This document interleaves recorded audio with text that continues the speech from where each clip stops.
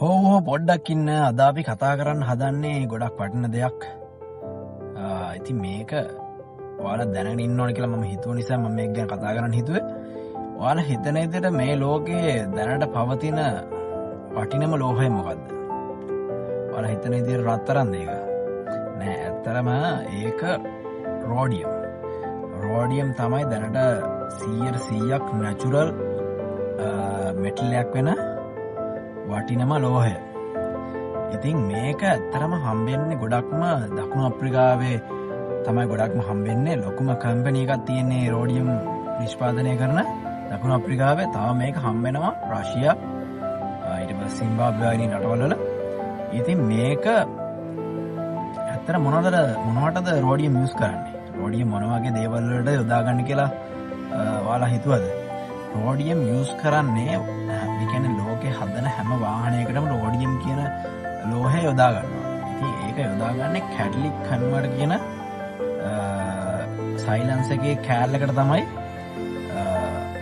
රෝඩියම් කියන ලෝහය යොදාගන්නේ. ඉතින් ඇයි එහෙම කැටලික් කන්වර්ටර් එකට රෝඩියම් කියන එක යොදාගන්නේ?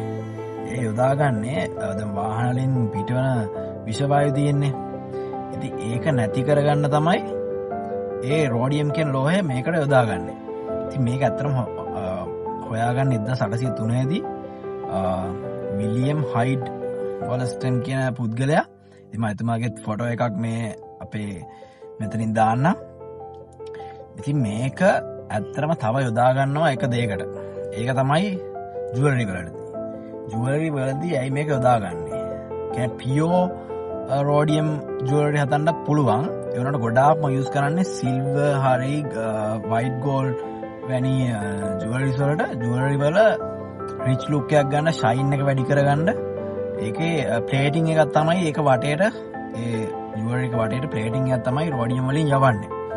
මම ඔයාලට දාන්නම් පියෝ රෝඩියම් ජුවලරි එකකුයි ඊට පස්සේ ඒකෙන් ප්ලේටිං වලට යොදාගත්ත ජුවලරි වලයි වෙනස ෆොටෝස් දෙකකින් දාන්න.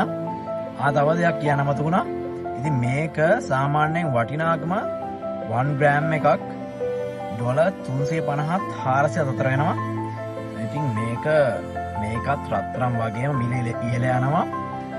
රත්තරන් වලට ගොඩක් වටිනවා. රත්තරන් 1 ග්‍රෑම් එකකට වඩා රෝඩියම් 1 ග්‍රෑම් එකක මිල ගොඩක් වැඩි. ඉතින් මේ වගේ ෆැක්ට්ස් දැනගන්න මාව ෆලෝ කරන්න TikTok එකෙන්, YouTube එකෙන් මාව subscribe කරන්න. එහෙනම් තවත් මේ වගේ ෆැක්ට්ස් සමග අපි තවත් අලුත් වීඩියෝකින් සෙට් වෙමු. එහෙනම් කට්ටියටම ජය වේවා. See you.